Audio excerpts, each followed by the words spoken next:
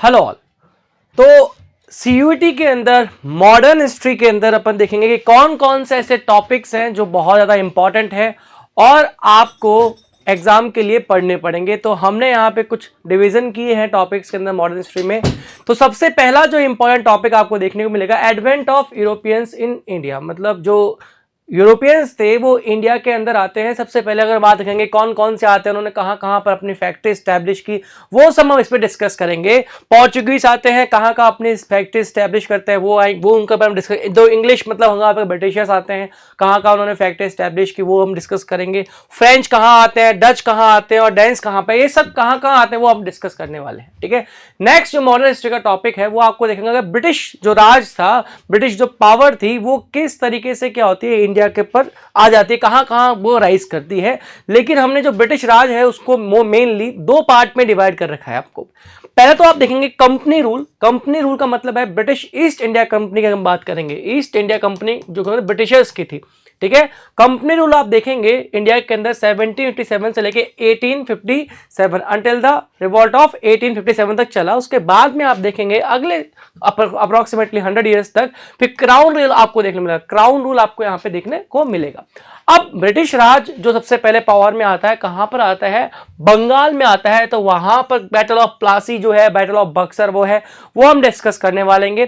फिर जो मैसूर है, हैदर अली, इनके बारे में डिस्कस करेंगे। पंजाब के जो वहां पर जो किंग थे, जो सिख किंग थे, उनके बारे में डिस्कस करेंगे। मराठास के बारे में हम डिस्कस करेंगे। फर्स्ट एंग्लो वार, सेकंड एंग्लो से अगर मराठा वार, थर्ड एंग्लो मराठा वार, इन सब के बारे में हम डिस्कस यहां पर करेंगे। ठीक है। नेक्स्ट हम देखेंगे लैंड रेवेन्यू सिस्टम जो ब्रिटिश टाइम पर हुआ करते थे। फर्स्ट आप देखेंगे परमानेंट सेटलमेंट। परमानेंट सेटलमेंट क्या होता है, कौन लेकर आया, कब से कब तक था, किन किन एरियाज में था, ये हम डिस्कस करेंगे। दूसरा है रैयतवाड़ी सिस्टम।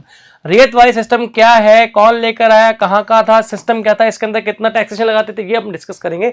तीसरा है महालवाड़ी सिस्टम, किसने इंपोज किया, कहां कहां इंपोज किया, उस ब्रिटिश इंडिया के कितने अगर हम बात करें एरिया में ये सिस्टम अप्लाई था, वो हम डिस्कस करेंगे यहाँ पे लैंड रेवेन्यू सिस्टम के अंदर।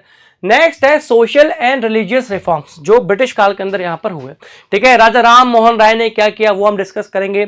यंग बंगाल मूवमेंट के बारे में डिस्कस करेंगे। प्रार्थना समाज, ईश्वर चंद्र विद्यासागर, ज्योतिबा फूले, रामकृष्णा मिशन, आर्य समाज, अलीगढ़ मुस्लिम मूवमेंट, ठीक है, द थियोसॉफिकल सोसाइटी, इन सब के बारे में हमको डिस्कस करना पड़ेगा।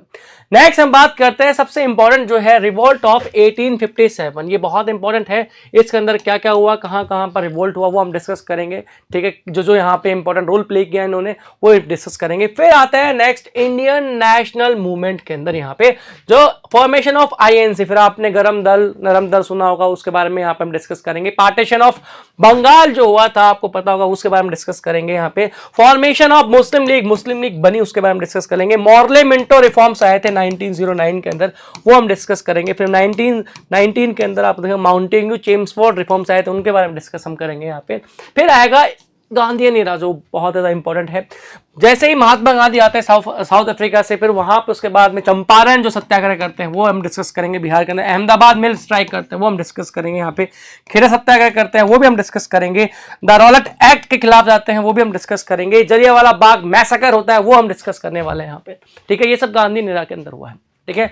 नेक्स्ट अगर आप देखेंगे यहाँ पे हंटर जो कमीशन है उसकी जो रिपोर्ट आती है वो हम डिस्कस करने वाले हैं। यहाँ पे खिलाफत मूवमेंट है, मतलब अगर हम बात करें उसके बारे में डिस्कस करेंगे। नॉन कॉपरेशन मूवमेंट है गांधी जी का, उसके बारे में डिस्कस करेंगे। चौरी चौरा कांड इंसिडेंट के बाद में क्या हुआ डिस्कस करेंगे। साइमन कमीशन जो आया था रिफॉर्म करने के लिए, उसके बारे में। नेहरू रिपोर्ट अगर हम बात करें उसके बारे में डिस्कस करेंगे, जिन्होंने कहा कि इंडिया को इंडिपेंडेंस कैसे मिलनी चाहिए पूरा बताया था यहाँ पे कैसे कैसे। लाहौर फैशन जहां पर हम बात करेंगे, इन्होंने पहली बार बोला था कि टोटल इंडिपेंडेंस की बात करेंगे अगर ब्रिटिशर्स ने हमारी डिमांड नहीं मानी डोमिनेंट स्टेटस की। ठीक है।